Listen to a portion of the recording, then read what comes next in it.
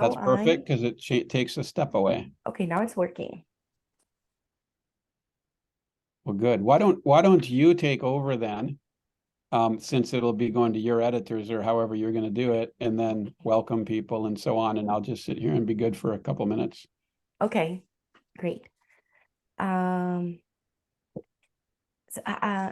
I introduce you as founder and president of the Cersei Institute? That's fine. Okay.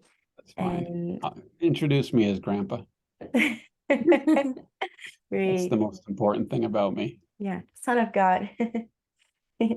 Okay, great. So welcome everyone. This is Barbara from Academia Dulcis Domus Academy, the Academy of the Sweet Home, as we like to call it. And we are here today with Andrew Kern. He's the founder and president of the Cersei Institute, and also a father and now a grandfather, right, Andrew? And I am thrilled to be here today and to talk with him, because since we have started this work at the educaçãoclassica.com, which is our website, I've been using his definition of classical education. That is the cultivation of wisdom and virtue in the soul. And we actually translated it to our homepage at the website. So finally getting to talk with you, Andrew, for us, it's truly an honor. So thank you so much for being here and offering your time to talk with us today.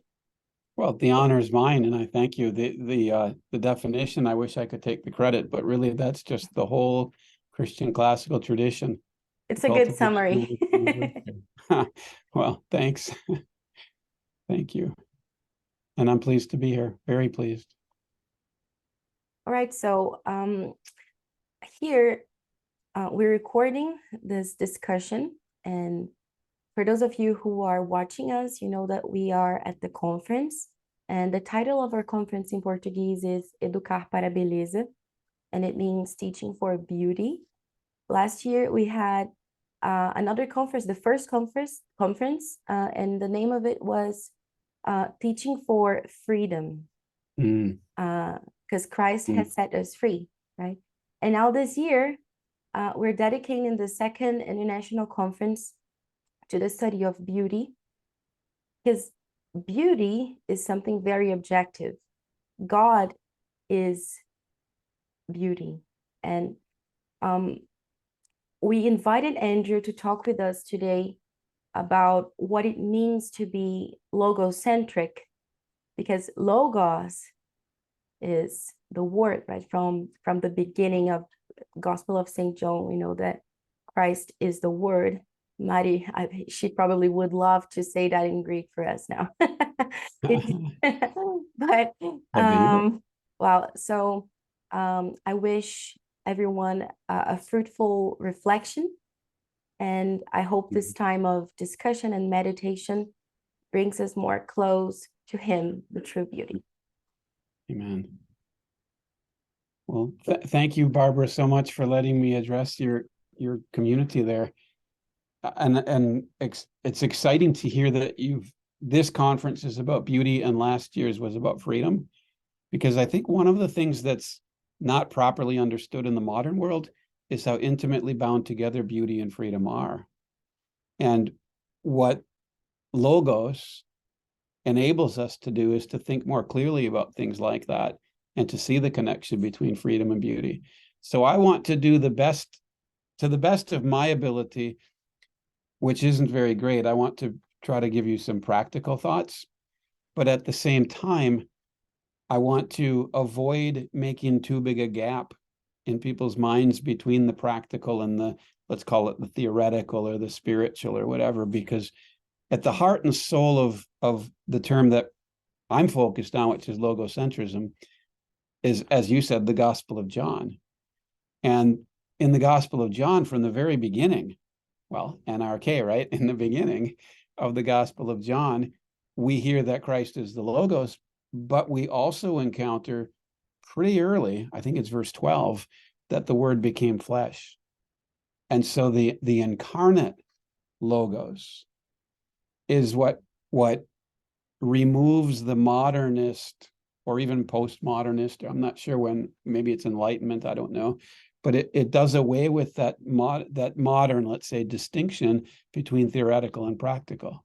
Because the logos, if we were speaking Greek, we could say logos, one word that logos could mean is something like theory in the modern sense, sort of a rational explanation of something.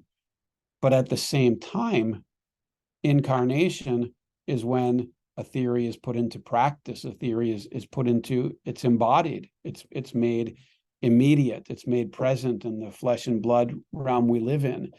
And so the logos incarnate is a pattern.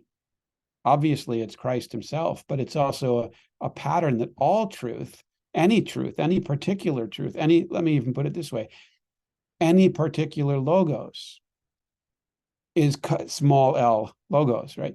We know it when it is incarnated for us. And so the gap between theory and practice is kind of eliminated there.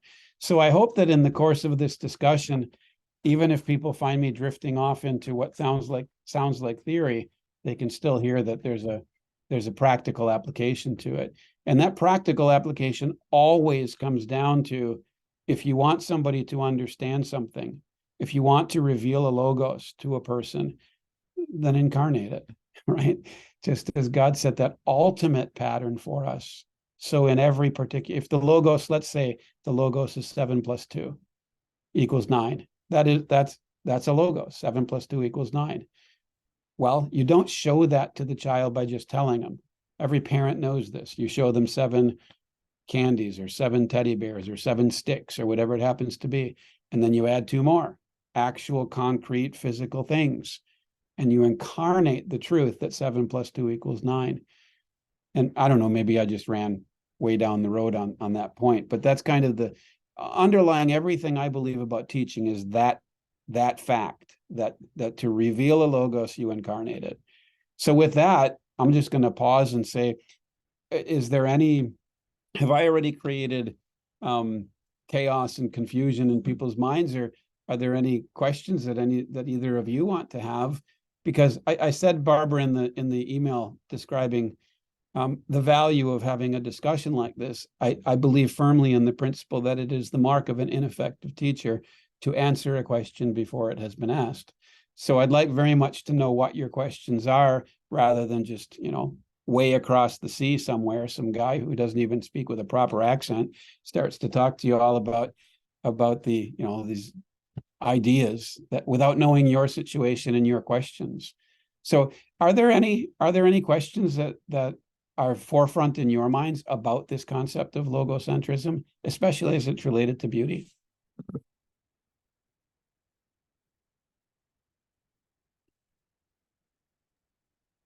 Well, to me, one thing that comes to mind, I don't know if I can put it in a question form, but one question that I personally have is that sometimes it's very hard to explain, that, I truly believe that beauty is something very objective, just as logos. And I believe that beauty and truth are together. But at the same time, it's hard to explain this to people. Why is it so hard to explain? Yeah. Okay, let me give you a theory. let me give you an attempt, my best attempt to explain why I find it difficult to express how beauty is objective and still hard to convince people of. And there's actually quite a few reasons, but one in particular is this: the beauty of a thing, the beauty of a particular thing, is in one sense, is Thomas Aquinas used the term brightness or radiance, right? And in the Greek, I don't remember the word for it, but in the Hebrew, in the book of Hebrews, the author of Hebrews says that Christ is the radiance of the glory of God, right? He's that element of God's glory that can be seen, you might say, right? Like light shines whether we see it or not, but the element of light that we actually see is the part of light that is radiant. It's radiant. In a similar way, Well, and to finish that thought, but beyond the aspect of light that is radiant to us is a great deal more that is true of light. Now, you can see, just in terms of physics, you can say there's a certain vibration, frequency of light that the eye can handle. And then there's a higher frequency and a lower frequency that the eye can't handle anymore. It can be too bright, it can be just invisible to us, but there's still light there. The thing that is light goes beyond our ability to see it. Okay, so there's actually an analogy here. So don't let me lose you too fast. So absolutely anything is like that. And what I mean is a frog.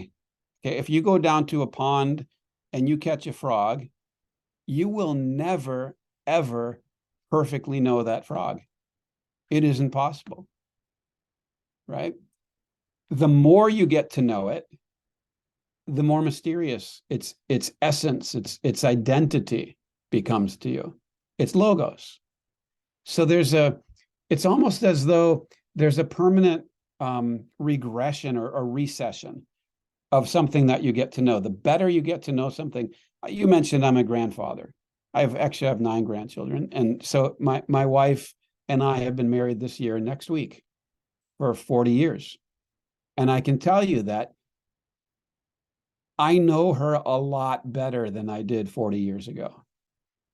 But the mystery of her being is much greater to me than it was 40 years ago. There's an inaccessible innerness to her. Okay. And so when I talk about God and when I talk about my wife or a human being, it's fairly easy to understand this, that there's this hidden inner essence. But it's also true, as I said, of a frog. It's also true of a brick, things that people make. We never actually get to know anything perfectly. We never fully understand anything. Only God can do that. But what I love about this is that we still can see the thing. We still can know the thing. And why can we?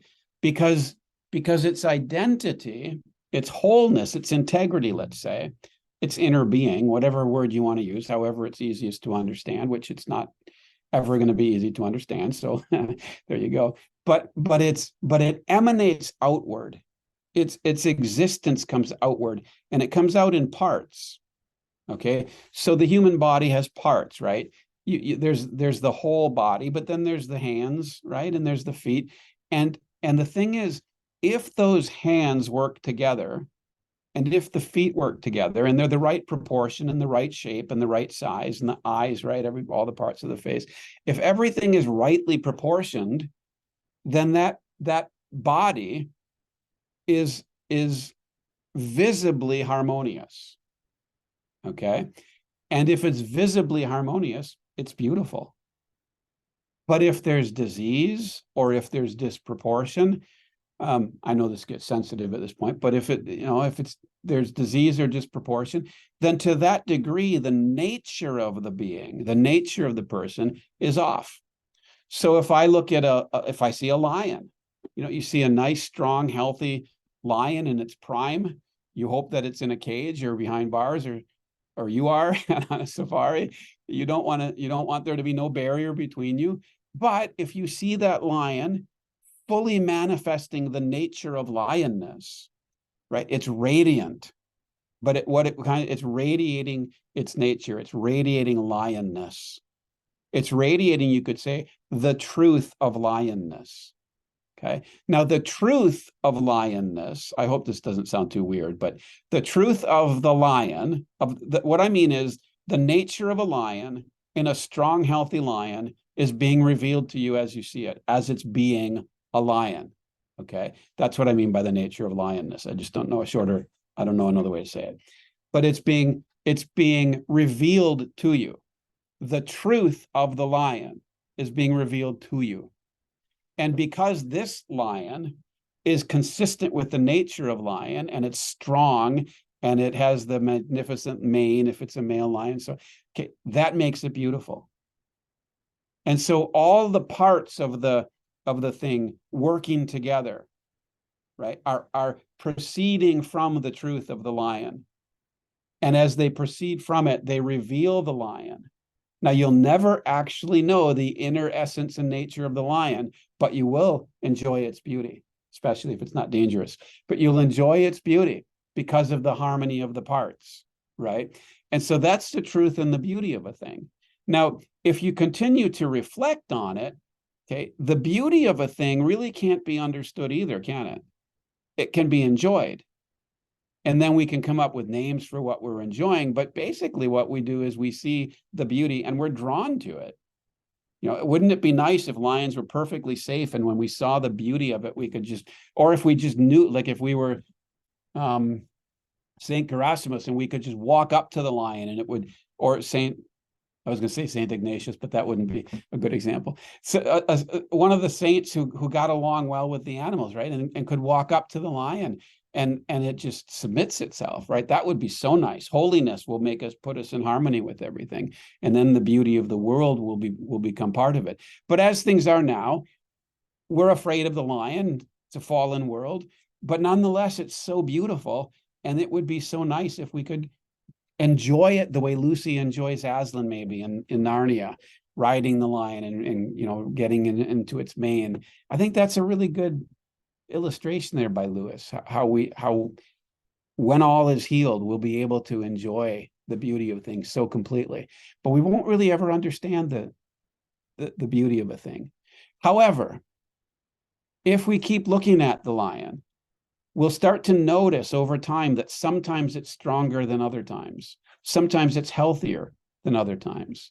And what we can then do is our mind can fully engage, and the truth and the beauty can be summarized, let's say, as principles, right? And now we can actually begin to understand it to the limit of our ability in a way that honors its truth and honors its beauty, but also enables us to govern it, right? To have authority over it with respect, right? Think of Genesis 2. Adam governs the animals, but he does it with great respect. He does it with great reverence for the animals, and he participates in their blessedness, right? And then discovers that he can't have community with them. He needs to have a being of his own kind. And these are principles, right? There are principles of what makes a lion healthy or unhealthy. There's also, as you start to think about the principles, you then also start to notice that the parts can be reduced to elements. And now you can start to get what we might call factual knowledge about the thing that we're thinking about. Now I'm using the lion, but I hope everybody has at least some hint that I'm just illustrating. Everything is like this. Everything has its own truth, right? Which manifests itself in its beauty. And then that beauty can be enjoyed. Well, that beauty can be enjoyed. And then we start to understand principles that govern the nature of that thing so that we can appropriately rule or be ruled or dance with, right? Either be equal or be subject or rule according to the natures involved.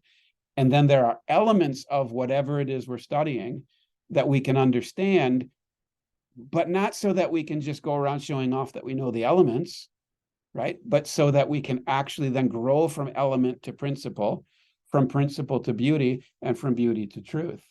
And so, and that inner truth is the logos, right? So everything has a logos because everything is spoken into being by God. So everything is a word of God. And everything's logos is its truth, ultimately inaccessible, but that doesn't make it unknowable, right? But enjoyable in its beauty, understandable in its principles, and knowable in its elements. And I don't care what subject you're teaching. I don't care what book you're teaching. I don't care what skill you're teaching. Every student is always going to come to understand it and master it in that sequence. Think of Russian dolls, maybe. That's a good way to think of it. That if you're teaching first grade, you're probably teaching the elements of a subject, right? You're probably teaching the elements. It might be of math, 7 + 2 = 9. It might be of reading. You might be teaching the elements of reading, phonics, for example, or even just how to interpret. But then eventually there become principles. They need to understand the principles. And then what you really want is for them to perceive the beauty, and then to go beyond the beauty into the very nature of the thing, the logos, the truth of the thing. And that's true at every age level and every subject and every object. So that ultimately is what I mean by logocentrism. And then let me say one more thing. So I hope that first of all, everybody can see there's a truth, there's a harmony, there's principles, and there's elements, no matter what, of everything. And then, as I say, there's kind of a Russian doll, nested dolls idea. Those are popular around here. I'm assuming that maybe I shouldn't, but are okay. So in a certain sense, you could say that each individual thing is its own little doll, right? But it's contained within a bigger doll. And ultimately, everything is its own logos, but the logos, the Russian doll that contains all Russian dolls and fills all Russian dolls, is Christ the Logos. And so he's known in the same way. There's differences, but there's in a parallel way, right? If you read the Gospel of John, for example, ask yourself, because I offer you an assignment for those of you who are teachers or parents. I offer you an assignment in the Gospel of John. Read the Gospel of John with this question. Two questions I'm going to give you, and they're pretty easy, I think. The first question is, how does one get to know the Logos in John? How does John say that you get to know the Logos? Okay. And I think that's what the whole book is about. And then secondly, the really practical, immediate question for the educator or for the parent is that how you get to know every Logos? Right? In other words, do you get to know that 7 + 2 = 9, basically the same way you get to know that Christ is the Son of God, that he's the Logos of God? And my contention is, and you need to prove this yourself, that you know everything the same way. And I'm going to add one more thing. It's extremely simple. It's just not the complicated thing that the modern mind has made it. I don't mean necessarily easy, but simple. It's not complicated. You don't need all kinds of methods to come to know the Logos or to teach a person. So there's the Logos or the inner nature of a thing. There's harmonies, there's principles, and there's elements, and that's what you're always teaching. And then secondly, this is fractal, or this is like Russian dolls or like branches of a tree. It has this constant pattern, this constant shape in all things, and it's all revealed for us in the Gospel of John. So, and it's connected to beauty, therefore. But the question that you asked was, why is it so hard to explain that beauty and truth go together and that it's subjective? And the answer, I think, is because in the end, there's an inner nature of a thing that we don't have access to. So there's always something beyond us. And if you think of beauty as subjective, which is to say, if beauty means I like it, right, it moves me positively or it pleases me, okay, then you're giving yourself a heck of a lot of credit on your ability to see things rightly and in a healthy way. And maybe you deserve it, I don't know. But secondly, why does it please you? One has to ask that question. Why is this pleasing me? And my contention is the reason it pleases you is because it resonates with you. It speaks to some desire that you have, and it resonates with your experiences. But what if your experiences are inadequate? And what if your desires aren't pure? Right? Only the pure in heart see God. And so if we want to see God in the lion, or we want to see God in anything else, then we need to have purity of heart, which means a single-minded desire, right? It means obviously sinlessness. There's the moral side, but it's not just moral, right? It's a singleness of desire where the only thing you want, it's spiritual, in other words, the only thing you want is to be united to God and to see him. The amazing thing is that when you do see him, all the treasures of wisdom and knowledge are contained in him. So it seems like a narrow thing, but it's actually the biggest thing in the world, to only want the one thing. But that does make it complicated when you try to explain to somebody how beauty is objective, when you can't even, we'll put it this way. Most people, when they think when you say beauty is objective, most people hear you saying there's a couple rules here that if you follow them, you'll always get it right. That's not necessarily objectivity, right? That's analysis. And analysis is really good and wonderful, but it's not identical with objectivity. Objectivity means there's actually something there and you can see it, right? And it's a part you don't rule over it. It's something that you have to receive into yourself. And that's how beauty is. It's objective. It's out there. If a thing is a very good version of itself, a perfect version of itself, then it's beautiful. And maybe you don't see it because it's a mosquito and you're not excited by mosquitoes, right? You don't find flies attractive, but that means that it doesn't fit your taste. That doesn't mean it's not a beautiful version of itself. Other flies probably do find it attractive, and I would guess that either God does, or it's a cursed being that God sent as punishment or something. I'm over my head now, but the idea is that there's that the objectivity of it doesn't mean staticness. And well, take music for example, right? Take music. Music is dynamic. It's changing all the time, and that's part of its beauty. But a beautiful piece of music can have a part in it that's very dissonant and very disturbing, without which the overall piece wouldn't be as beautiful as it is. Right? And so that part of it might be so disturbing that the person listening can't even hear the rest. But that's not a problem with the music, right? That it may be that we just don't have ears to hear. It may be that something happened to us at some point in our lives that really disturbed or upset us. And so that particular sound makes us think of that. Okay. And that's legitimate. That's legitimate, but it doesn't mean that you're right about the beauty in the music. We have to accept the fact that sometimes we just can't see things, and it's not always sin that makes us not see things. Sometimes it's finitude, and sometimes it's pain. And sometimes it's sin. Did that help at all? Yeah, but now I have another question. Okay. That's the fun part. Also, Yeah.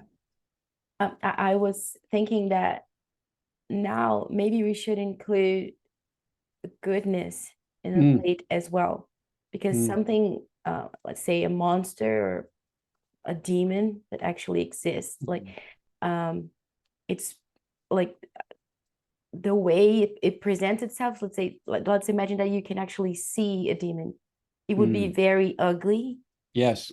And there's some sort of harmony here as well, because the ugliness is a reflection of the badness inside. And then so maybe not, one thing that came to my mind is that not necessarily this connection would be the actual beauty, because maybe I don't know if you understand what I want to say or ask, but maybe what's inside, like the truth of the being, is a lie. I don't know. Yeah. Well, there's three things come to mind very quickly, and let me give them backwards to you. First of all, to regress a little bit to what I was saying earlier, but also I think in connecting to this, what you just talked about. Beauty is in an object, whether we see it or not. Okay, that's the objectivity of beauty. But beauty is also in our relationship with the object, and that's the subjectivity of beauty. Right? That's our perception of it. If there is, I think you said something like this, if there's a harmony between us and the object, okay, then we perceive its beauty right pretty easly. If I have the ability, for example, if I'm familiar with the way classical music works, let's say, or romantic music, let's say Tchaikovsky. If I'm familiar with the way Tchaikovsky works, and I've had positive experiences of, let's say, the first piano concerto, okay, and I've enjoyed it, and friends have played it, whatever. My dad maybe played it, or my grandfather played it, or it was played at all these positive associations, right? those can give me a readiness to perceive the objective beauty that's in the piece, right? But it's not the same thing as the objective beauty. So there's the harmony within the thing, and then there's the harmony in my relationship with the thing. And there's only going to be a harmony in my relationship with the thing if I resonate with it. I mean, to illustrate it using music more directly, a tuning fork, right? If I hit the tuning fork and I can't sing in the key, I might cancel out the vibrations in the tuning fork, right? Dissonant sounds actually cancel each other out, right? Nature preserving beauty, right? Whereas if I can get it just right, the vibrations in the tuning fork might actually be augmented, which is amazing, right? That's the resonance between tuning fork and instrument, or tuning fork and even singer. And so you have a beauty between the different things. So it's the subjective side if I'm one of the participants, right? If I'm hearing a person sing and able to perceive the beauty of their voice, the resonance of their voice, or if I'm receptive, John 1:12, as many as received him, right? If we aren't receptive to the beauty, then we won't perceive it. But that doesn't mean it's not there. So I think that's an important distinction. But the other thing that's even more important is what you said about demons, because I think that's a really great point. It could sound like I'm saying, well, a demon could be really beautiful, right? After all, if a fly can be beautiful, surely a demon can be beautiful. But a demon is by its very nature a fragmented, discordant, confused, incoherent being, right? It has broken itself, and it has put itself in discord with the will of God. So what it was meant to be, and this really is strongly shown in St. Augustine's writing, for example, that evil is not the opposite of good, it's the corruption of good. And so when we see our children do something evil at whatever scale, right, it's not that suddenly they're pure evil. They can't be pure evil. What they've done is they've disordered the good things, the elements, let's say. They've disordered the elements within them, and the principle of goodness got set aside. So now, because the elements didn't follow their principles, the harmony was broken, you see? And so goodness becomes a breaking of the principles of well-being, right? Sorry, evil becomes a breaking of the principles of goodness. Boy, did I say that wrong. So even here, goodness ends up being, in a way, beauty, and in a way, truth. In a way, they end up being the same thing: truth, goodness, and beauty. We typically think of truth as appealing to the mind, and beauty appealing to the will, I would say, or the senses, and then goodness appealing to the will. And I don't deny that, but I think that's a starting point. I think that's where we become conscious of these three transcendentals. But as we grow into them, they get closer and closer to that hub in the middle. And even Plato argued that ultimately goodness is everything.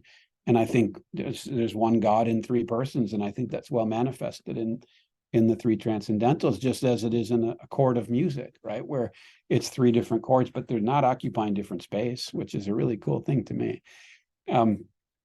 So a demon then is an incoherent, chaotic, self-contradictory being. And it brings that incoherence and that chaos and that discord into the world around it, right? If we let chaos and discord into our heart, right, then we are becoming incoherent. Well, I mean, I don't want to sound melodramatic or anything, but in a sense, we become demonic, right? We become lies. What are lies? They're where you break the harmonic relationship between a subject and predicate, or they're where you break the harmonic relationship between your sentence and the world outside your sentence. In other words, a lie is fundamentally a discord. And what the discord does is it brings discord into the soul that hears it. It brings falsehood. It brings brokenness. It brings fragmentation into the soul that receives it, right? So if we receive the logos, we receive the power to become the sons of God. But if we receive a lie, then we receive fragmentation and brokenness.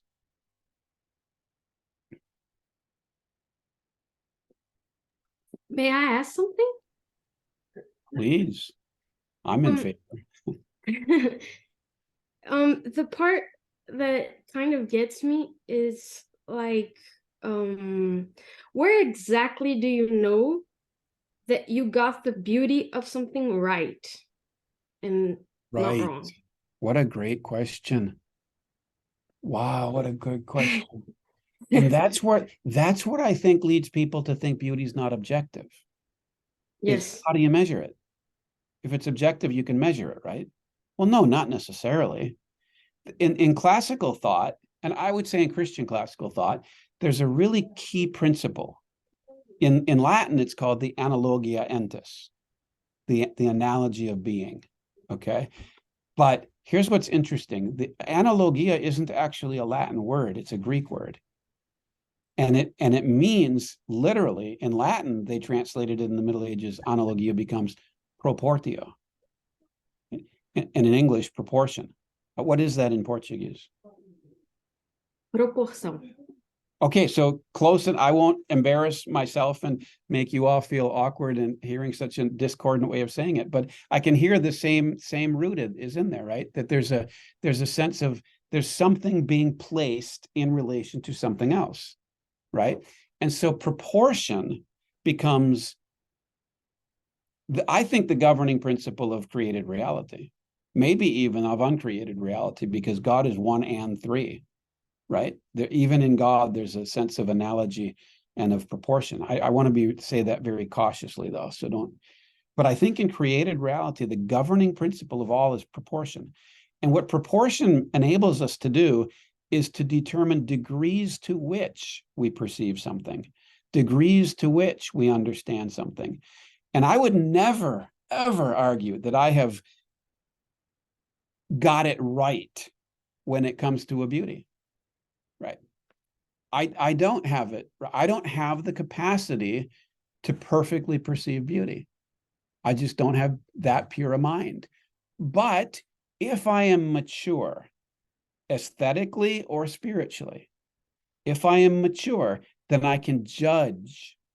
And that's what our modern world doesn't like, right? Is I can judge the degree of beauty in a thing.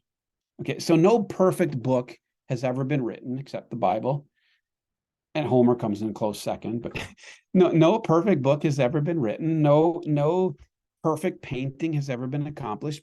But if you can look at Michelangelo's Pieta, if you can look at that and say, that's really ugly, okay, you have bad taste.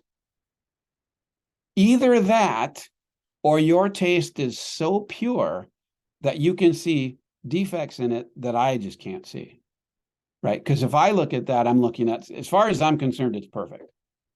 I can't see any flaw in that, but there is, because a man did it, right? So nothing is perfectly beautiful. Everything is in this fallen world, and we do our best. But all of us are responsible to increase our ability, and please understand, our God-given ability to judge how beautiful something is and to judge how good something is. We should not be judging each other. We should not be sitting in judgment. Instead, what we should be doing is judging our own ability to judge, if you see what I mean. And we should learn how to judge elements. Well, we should learn how to judge we should learn how to judge the beauty and the truth and the goodness of something by the relationships among the elements, by the health of the elements, by consistency with the principles, and by the harmony of the parts. That we can do to some degree. And when we teach music class, right, the reason children should all take music class, all without exception, they should all do, because by doing so, they're learning to do two things: to perceive with the sense, might be the ear, right? Might be the eye, might be the touch, right? Because it's amazing how sensory music is, right? It's amazing how physical it is. And at the same time, how spiritual it is. And so when we when we teach music, we are teaching children, what we're teaching them how to do is play an instrument or sing or hold a key or, hold a note, whatever it happens to be. We're teaching them very practical things. But at the same time, we might say to them, your pitch is a little bit off. Do this to fix your pitch. Okay. Now that's a practical way of saying, learn how to judge better. Learn how to judge aesthetically better. And then we have, just like the Russian dolls concept before, as we teach children how to judge better whether they're hitting the pitch, whether the chord is a good chord, whether the timing is right, as we're teaching them how to judge these things better, we are not teaching them directly how to make moral judgments. We're not. But we are teaching them an analogy of moral judgment so that when it comes time to make moral judgments, which it will, they will have categories of thought derived from music that will enable them to make moral judgments. Right? Same reason we teach arithmetic, right? In American society, at least, the idea of equity and equality are just massive issues. Maybe if you waste your time following American news media, you might know that there's this fight going on about the whole idea of the difference between equity and equality. Right? Well, they're both mathematical concepts. They're both rooted in math. They're both proportion concepts. So as we teach them to make judgments in music, we are laying patterns by which they can then make judgments in ethics, moral judgments. And get this, as they make musical or aesthetic judgments, sensory judgments, really, even in sports, it's all proportion. Is the proportion of the angle at which I'm making my kick on the soccer ball the right proportion? I have to say soccer ball because we get confused here if we say football. But anyway, so is the angle proportionate, right? And it's intuitive, you see. We see that intuitively, but in sports, in physical activity, in music, in the arts, and in ethics, the same governing principles of proportion and harmony are governing us, and they're going to be carried then into the spiritual realm. Because the same principles that are true in literature and in aesthetics and in music and in sports and in craftsmanship and in ethics apply in the spiritual realm. In fact, the reason for that is because they come from the spiritual realm. It is God that spoke those principles into being. It is God that constructed the universe on those principles. So when you're teaching math, never think to yourself, to a first grade student, I'm teaching my child how to add so that they can get a job. No, that's a benefit that might come from it, right? But that's not the ultimate reason for it. The reason for it is so that they can see God. The reason for it is so that you're laying patterns of beautiful patterns, habits.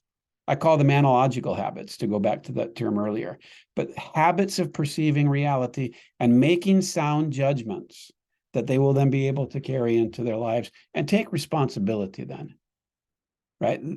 Our age is so afraid of judgment that we don't take responsibility. And if we're not good at making judgments, there's a word for that. We're foolish, right? And so teach your kids how to be judgmental. No, don't teach them how to be judgmental. Teach them how to make sound judgments, right?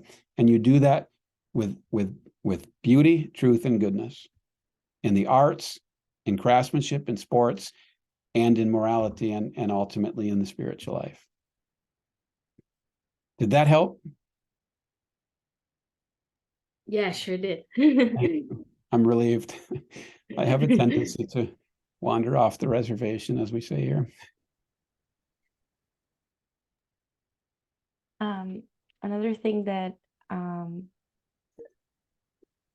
think is very present in our times is that the same people that say that beauty is not something objective always think that there is no truth, like the truth. There are many truths. And then to me, this is very connected. What do you think? Oh, yes, absolutely. Especially if you go back to what I was saying earlier about how the truth of a thing, right? Often when we think of truth, I suggest that often when we think of truth, we think of elements and principles. Okay, so it is true that the human body is made up of hands and feet and so on. So that's truth. Well, that's true, and it's important. And then principles, if the hands are whole, then that indicates more health than if they're not, and strength, right? Those are principles. Okay. But if we leave truth out there in the elements and principles, and we don't get onto harmony and then the very inner nature of the being, okay, the ultimate truth of the thing is that inner nature.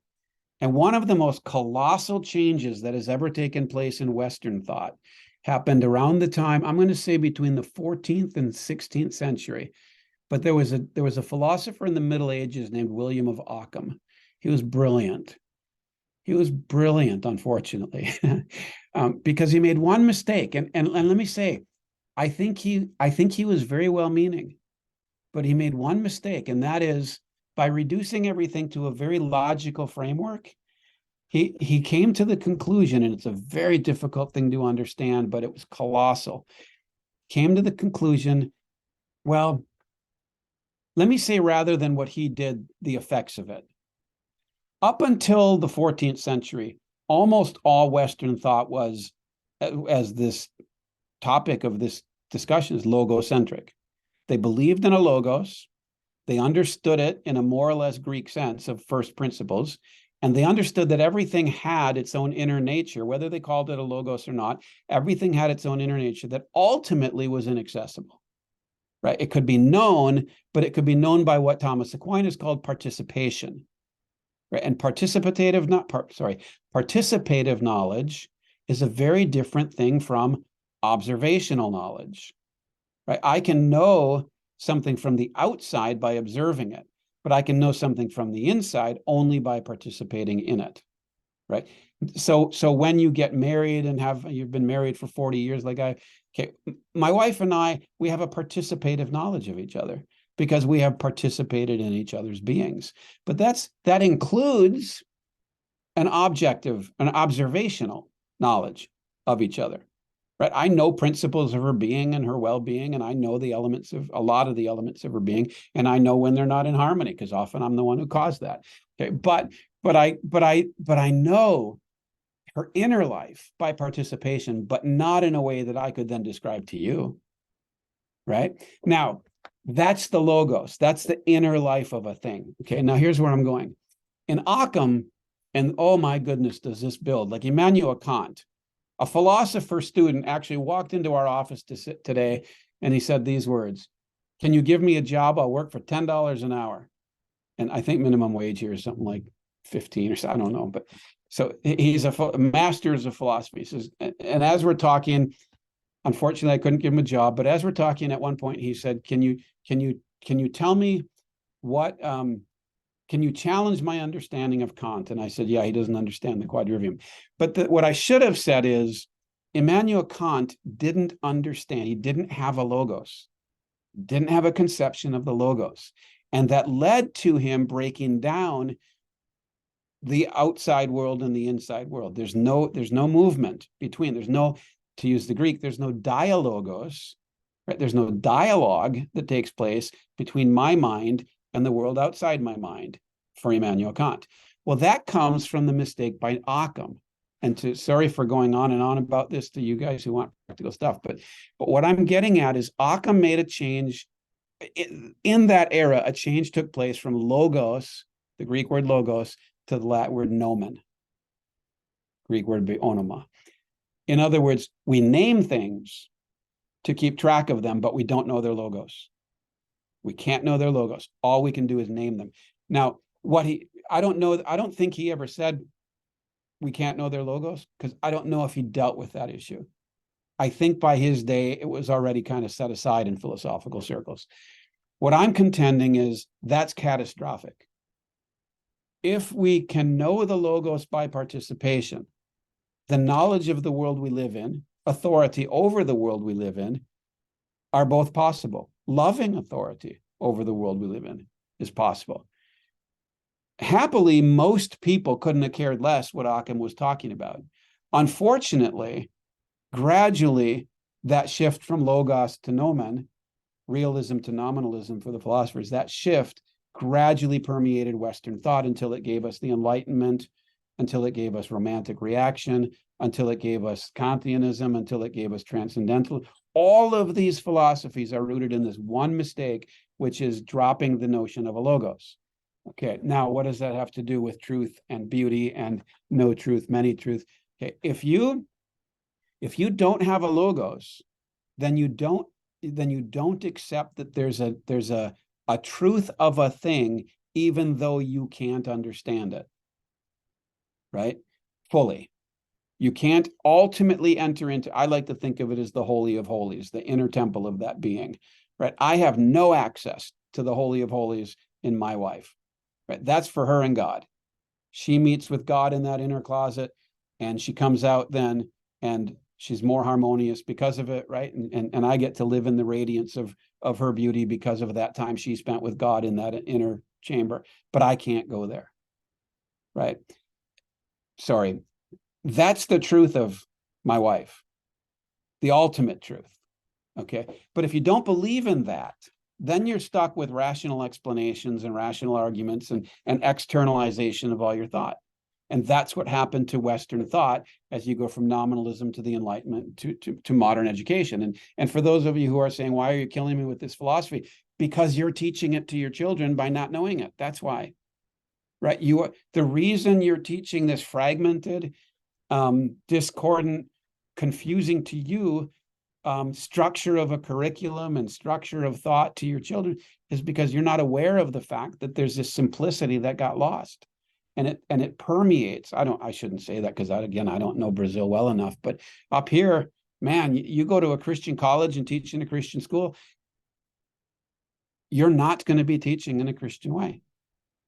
You aren't. Very, very few colleges have reasoned their way back, let's say, or prayed their way back to this understanding of reality. And so therefore, truth becomes this weird thing that's in the distance. And if you're a Christian, you accept it by this faith that's really fideism, right? You accept truth by faith because you really want it to be true, but you don't accept it because you perceive it because you don't believe you can participate in it anymore. But if you're not a Christian, then you just think truth is not knowable. And then eventually you think it's not knowable because it's not there. There is no truth, right? And so what happens is there's this gradual diminishment and removal of the truth. But here's the irony. When it comes to everyday people thinking about this, it was beauty that got lost first, not truth, right? So if you go back to the 1800s in the English-speaking world, in the 1800s, we encountered the extremes of romanticism. And when, there's two kinds of romanticism, at least. Wordsworth and Coleridge are more of a Christian romanticism, and then Shelley and others are more of a pagan romanticism. And what the pagan romantics start to argue, and it dominates the 19th century in the English-speaking world, is that beauty is in the eye of the beholder, right? That each of us determines for ourselves what's beautiful. And gradually that becomes a popular conception. And then because of that, okay, because beauty is in the eye, there's no principle, in other words. There's no principle that makes something beautiful that everybody can understand. Okay, because that happens, next goodness disappears. Goodness becomes in the eye of the beholder, as we say, relative. And beauty is relative around 1830, 1840. Goodness becomes relative in Europe in the 19th century, I'd say in Germany in the late 19th century, and it becomes it's pretty relative in the English-speaking world in the late 19th century, but it becomes very relativistic. Goodness becomes very relativistic after World War I. And then you get books like Situational Ethics, and there's no foundation for goodness. And then what happens is, because goodness and beauty have already been lost, truth has nothing left to stand on, right? And so now truth becomes every bit as relativistic. And that happens really in the 1960s. Truth becomes very relativistic. And so if we're going to see a restoration, my contention would be we have to begin really with beauty. We have to begin by recapturing beauty. But the only way to do that is by restoring the place of Christ the Logos. And I'm going to put it this way, that what we need more than anything else as Christian classical educators, what I think our role is in the world today as Christian classical educators is to rediscover and gaze upon and communicate and bear witness to the glory of Christ, the Logos, as Logos, right? The glory of Christ, the Logos, as Logos, and thus logocentrism. I think that's our fundamental task. And no, it's not easy, but in a way it is. It's simple. It starts and ends with believing, right? That he really is Christ, the Logos. And it's easy to make Christocentrism, or it's easy to talk about being a Christ-centered school. But then all we mean is that we always talk about Jesus. But we don't necessarily make him the governing principle of our school. And that's what I mean by Christ the Logos as Logos. He's the governing principle. He's the unifying principle of the cosmos. He is the manifestation and radiance of God's beauty. He's as close, we can't ever know the Trinitarian God in his pure essence. We can't know it. The only begotten Son who is in the bosom of the Father, he has revealed him. Right? So we can't see the inner glory of God. As he said to Moses, you can't see, I'll let you see my backside. I'm not going to let you gaze directly on we'll never see it, but we can participate in it. And the way we can participate in it is by gazing on the Logos, by gazing on Christ the Logos, who is the light, who enlightens every man who comes into the world. And that light is the life of men. And all of what we need to know about teaching our children, whether it's math or poetry or art or anything else, it's all there. It's all there in Christ the Logos. And so that's what we need to be, I don't know, focused on, dreaming about, striving for. And I hope I haven't made that sound inaccessible. I hope I really hope that the notion of the nesting dolls or the Russian dolls is helpful, because everything has a Logos.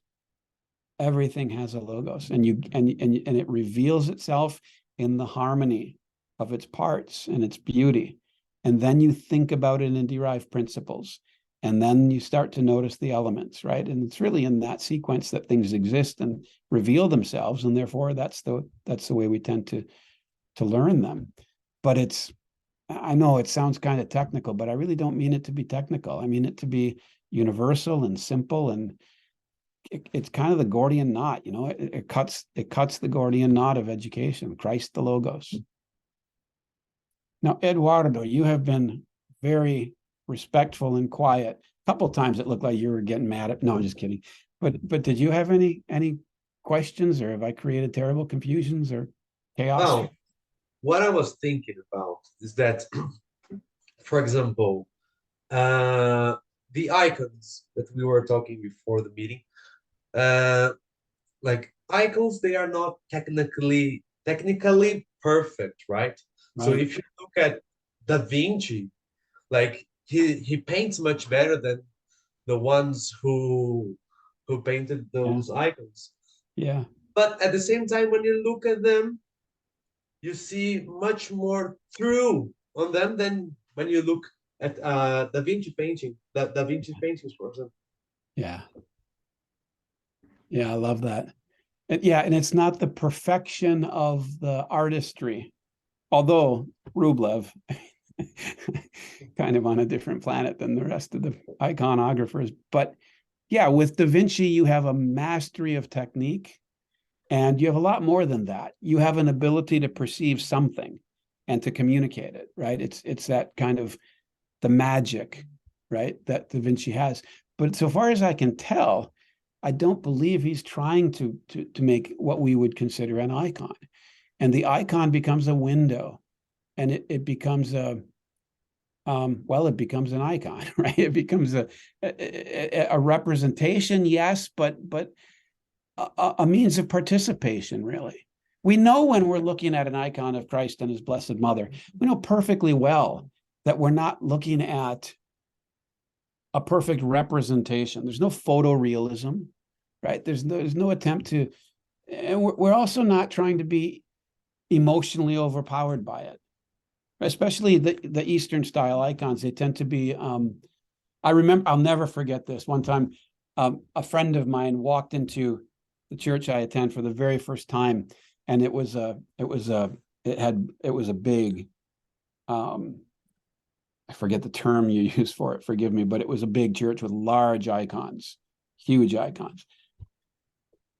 And he looked around and he said, why do they all look so bored?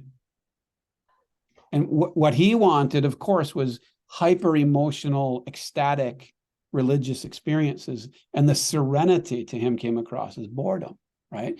So what we're not looking for in an icon primarily, really, we're not looking to be emotionally gripped and thrown to the ground by awe at the picture. It's all about going through the icon, right? It's all about going through the icon to what it's telling us, to the God being spoken of, being witnessed to, being incarnated because he was incarnate.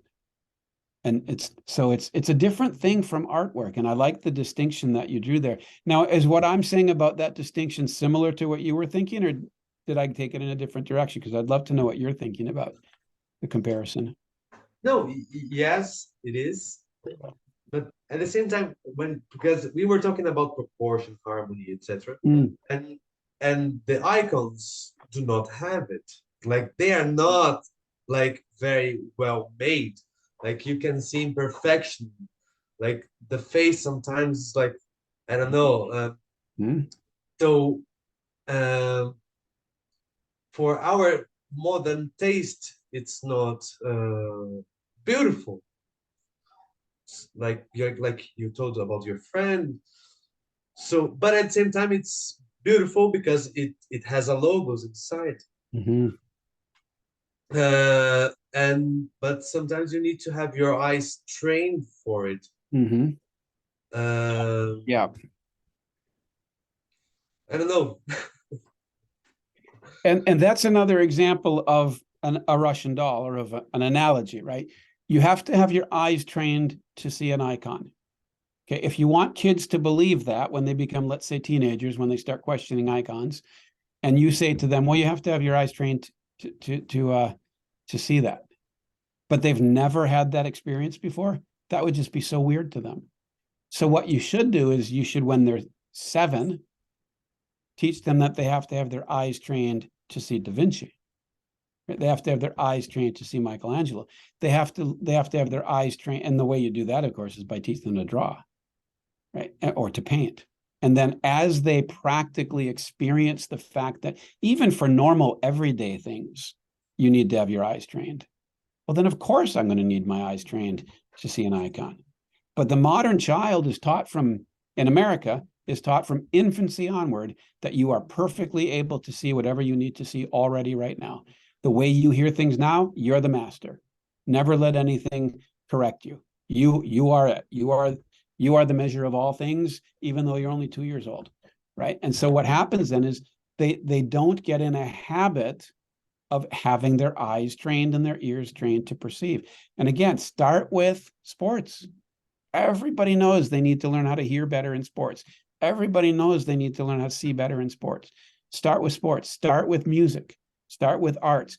Don't let it be that the spiritual realm is so different from the material realm. That's Gnostic, right? Don't let it be that the spiritual realm is so different from sports and from music and from arts that it's weird to them that the things that are common even are weird. They need to learn, they need to have their eyes trained to see icons.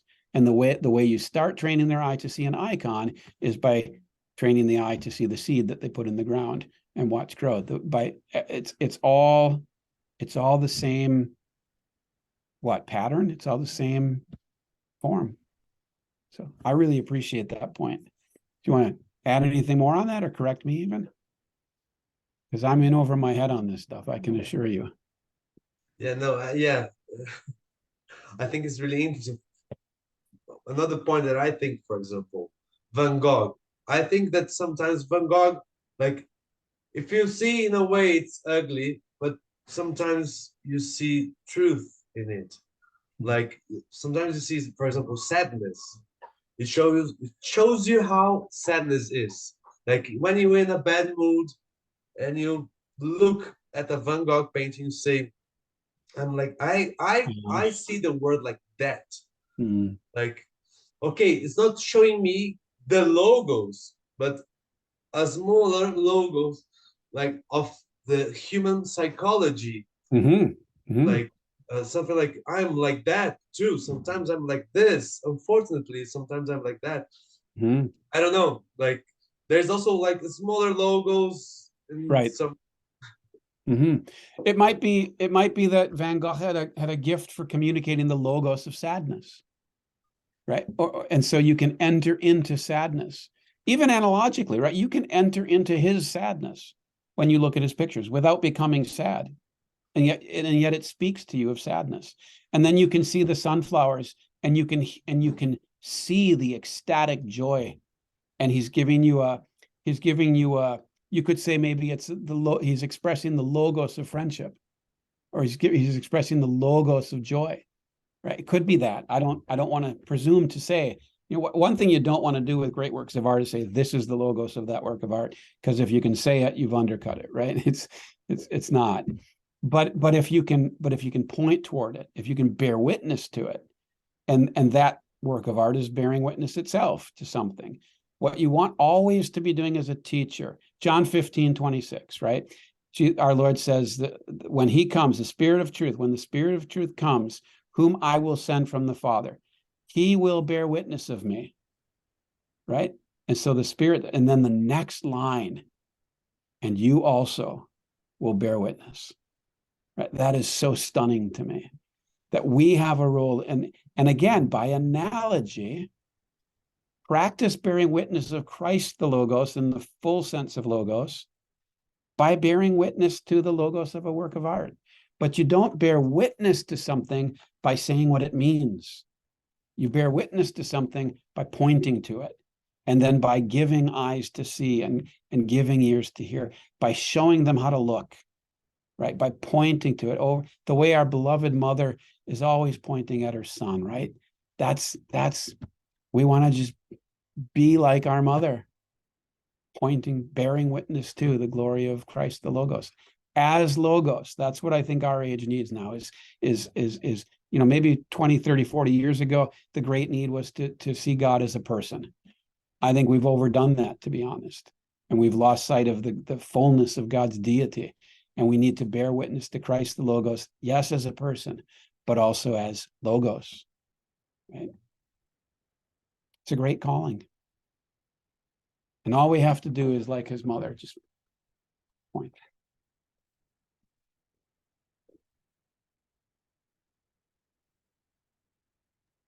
I like when you said that our role is to point and not to not explain, but like as you were talking, one thing that I remembered was something I heard you speaking before about. It was a metaphor of a dog. Oh, about you heard that one. analysis. I really love it. I keep using, like, I think I've said it many times. And maybe you could talk about it now, because I think it illustrates very well the difference between this analytical thought and our role of, just pointing to the truth. Well, I'm a little nervous about using it. I assume you're talking about the backyard image, the literal translation of analysis, the cutting up. No, I remember that it was more like this. Maybe I have added parts to it. I have used it a lot of times. So I remember that it was something like maybe a child really wanted a dog. So say a boy, and his mom gave him a puppy, and this woman really wants to teach her son all about dogs. So so the analytical way of approaching the dog would be just opening the dog and just let's see the elements of it. Let's see. Yeah, the yeah. Dissect it. Yeah. And Yeah. then the dog would be like the boy would be so terrified that maybe he wouldn't even want to see a dog again Yeah. in his life. Yeah. And let's say the synthetical approach, like the whole the way of approaching it, like pointing to it, or maybe promoting a relationship, as Charlotte Mason would say, would be just let him play with the puppy. Right. And then he will love that puppy so much that maybe one day he will become a veterinarian and open a lot of puppies and help Yes. them. Yes. So, but like you have to respect this first stage first, and that like there's an order. Yeah, thank you. That's very good, actually. I like the way you developed it. I was afraid that it involved a lawnmower and dogs in the backyard and stuff. So I let's just set that one aside.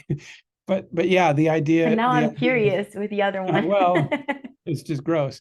But it's like, you know, if you tell your child, I'm going to give you a dog for Christmas, and then the dog you give them has been dissected and put in a box and wrapped up, you'll traumatize your child, and they're not going to love dogs. But so often that's exactly what we do to books, right? We don't let them encounter the book as a living, playful experience. And a lot of kids are okay with that because they just like cutting things up and they're gifted for it. So then they become our teachers and professors, right?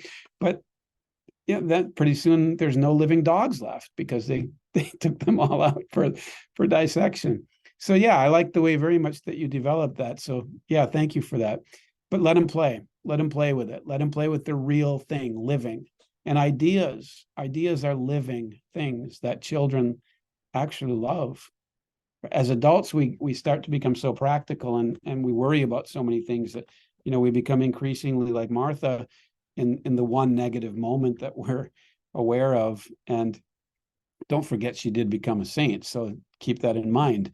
And there's nothing wrong with wanting to serve and deal with the problems of life, but it's not as important as sitting at the feet of the one thing needful, right? And that's, every lesson is similar to that. Don't try to teach your child all the details and all the problems in the world. Just there's one thing needful in each lesson. It's the logos of the lesson. That's what you want to teach. And let whatever it takes to help them see that logos, to bear witness to that particular logos, do what you have to, and protect it from all the other logoi or all the other anxieties and cares that are trying to take over the classroom. Every lesson should have one thing needful. So yeah, do that. Let them play. It's amazing how liberating that is. Truly, it's amazing how liberating that is. But analysis is a specialized skill, and it's exceedingly valuable. But we only analyze things out at that level of principles and elements, right? We don't analyze at the level of harmonies and essences. And we have to keep that in mind. It's the harmonies and essences that really move us, that make these things matter to us. I think that a very common mistake nowadays, for example, approaching poetry. A teacher would stand in front of the classroom. Okay, let's read a poem. And then they just analyze. Actually, they invite the students to repeat their analysis or some analysis that was made by someone else. And students don't usually get the opportunity of creating a relationship with the poem, with what is, you know, with the words, and how does it resonate with me. That's why people don't like poetry. I mean, usually, because I think it is. We don't like the it's just so dry. I think you're right. Yeah. And the thing is, the readiness is all. There's a place. There's a place for analysis. Like you pointed out, that kid who loves dogs might grow up to become a vet. Great. In a similar way, to really get good at reading poetry, at some point you do have to, examine scansion. At some point you do have to look for schemes and tropes. At some point you need to examine what are the metaphors this author tends to use or is using. And you get to know that all of that is valuable, but only if it's then leading you back into the poetry. But typically what we do is we cut the poem up, we tell the kids about the parts, and we grade them, we test them and assess them on how well they can remember this dead poem that we've cut up for them. And, you know, in that case, I would just caution you that assessment, again, in the English-speaking world, assessment does more damage to teaching than almost anything else, because the whole orientation of assessment is toward elements and principles and cut up dogs, right? That cut up poems. You know, the Greek word analysis literally does mean to cut up. And when Descartes made that the method of his philosophy, he called it the method, a discourse on method.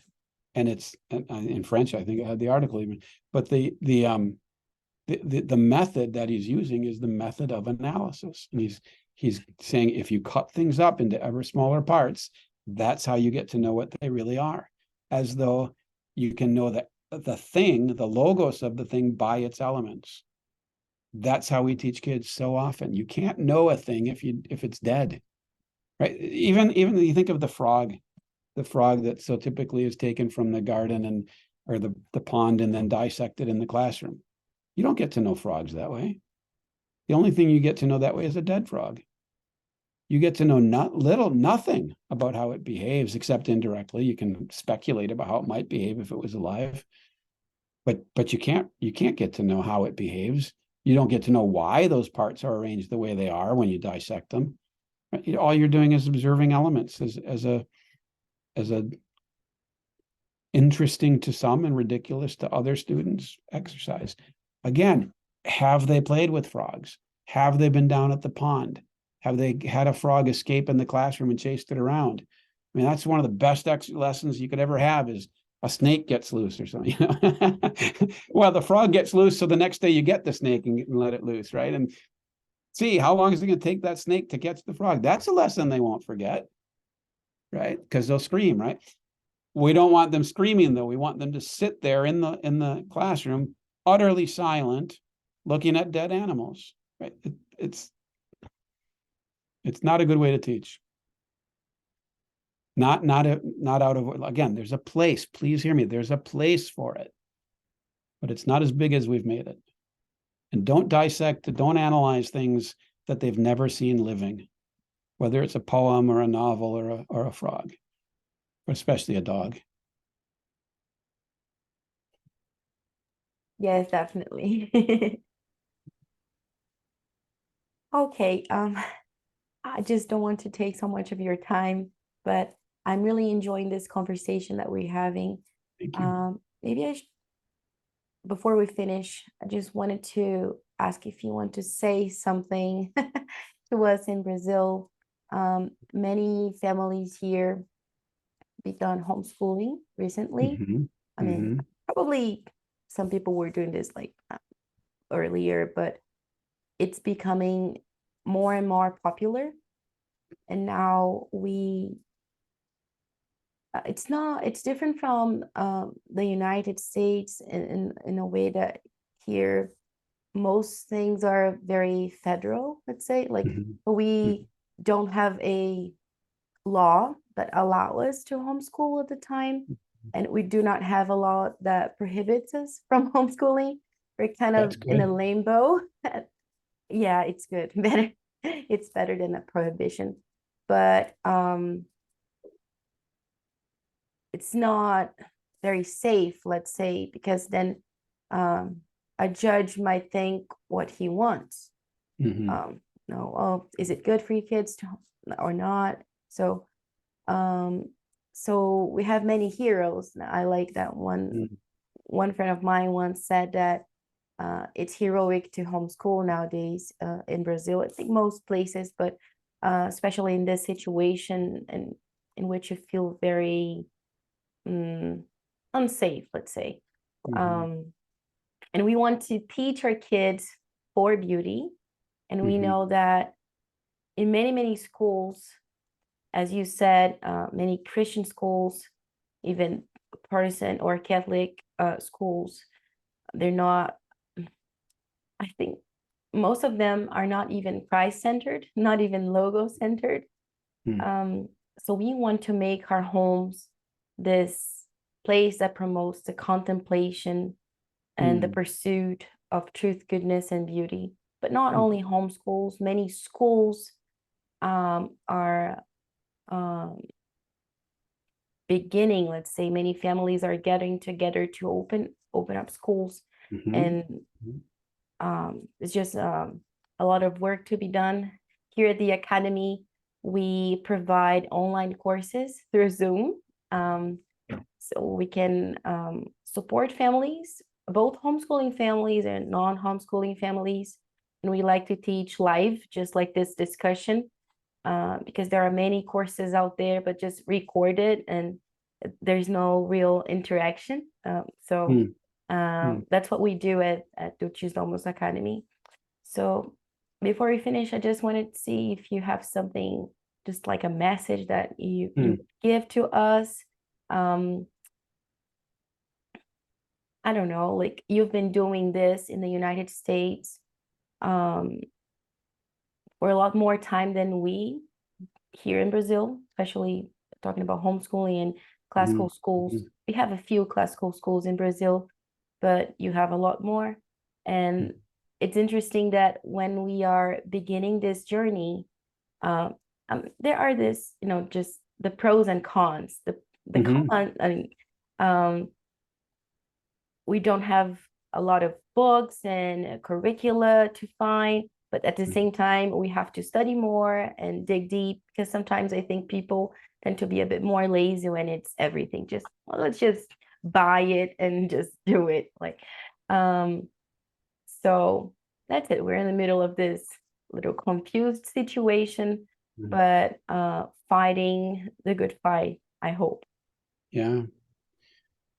Well, yes, I do have something I'd like to say about your situation. And above all that is, God bless you. And because it's true that there's a degree of heroism.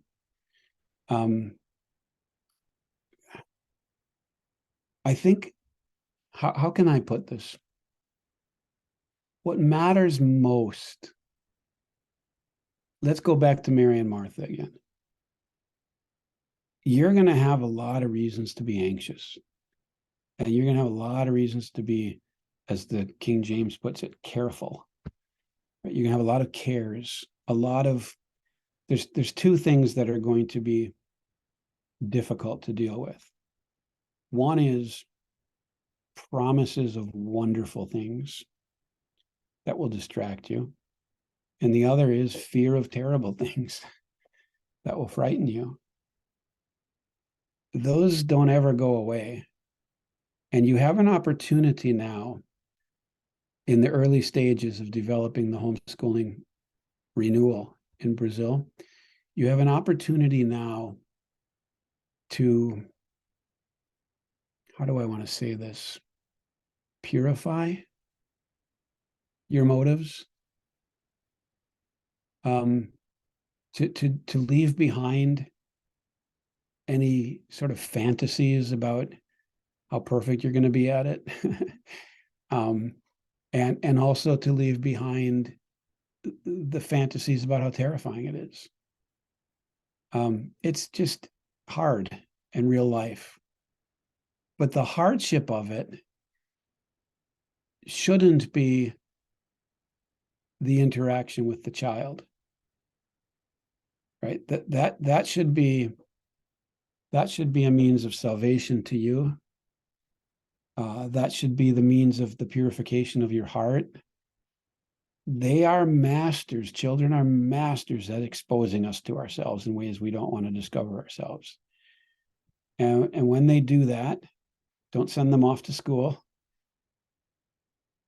Rejoice that you've been exposed as not what you pretended, even to yourself.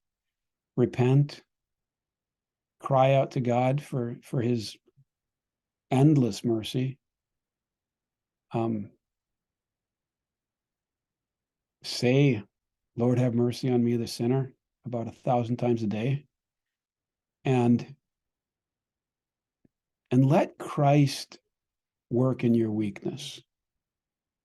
Right? If you'll do that, the degree to which you will do that will determine the degree to which this becomes a work that God makes himself known and powerful in. And you're going to be tempted, because it's hard, you're going to be tempted to kind of will yourselves to victory. You're going to be tempted to be strong. Don't bother.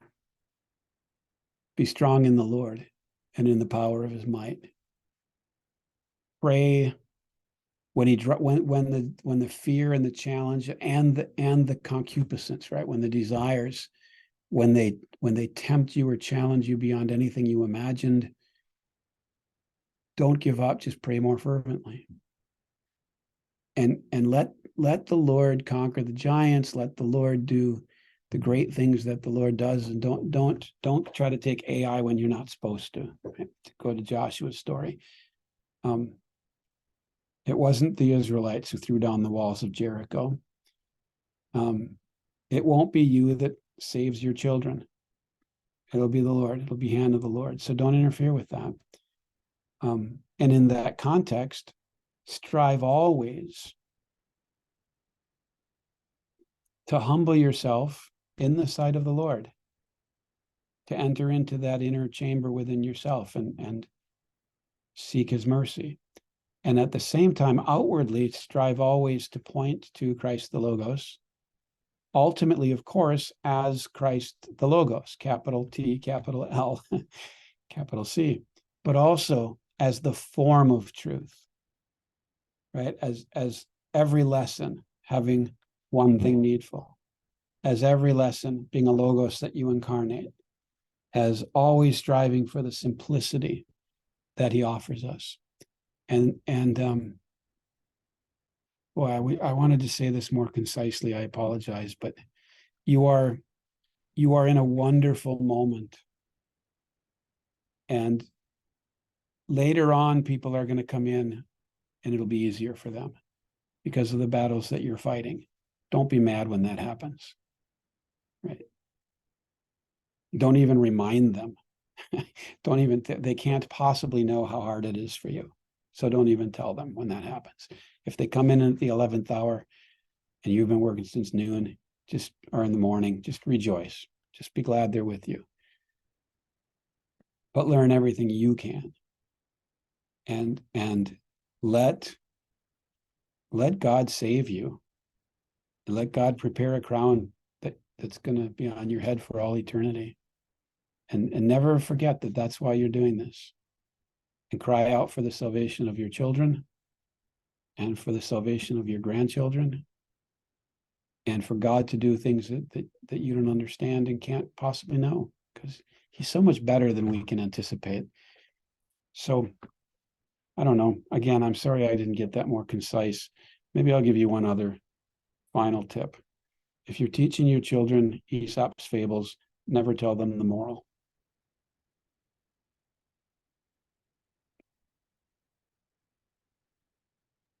Excellent. Thank you so much, Andrew, for joining us.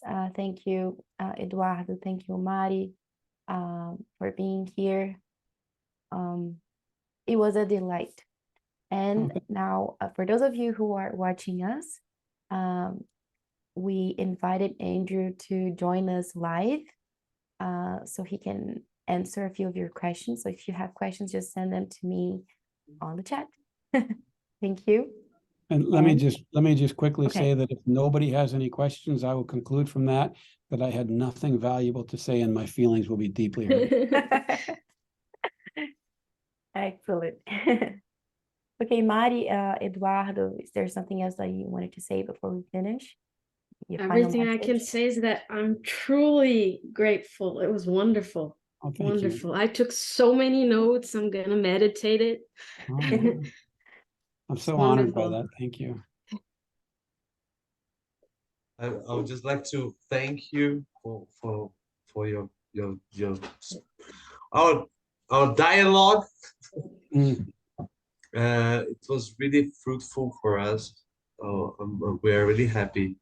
Thank you very much. Thanks be to God. Thank you.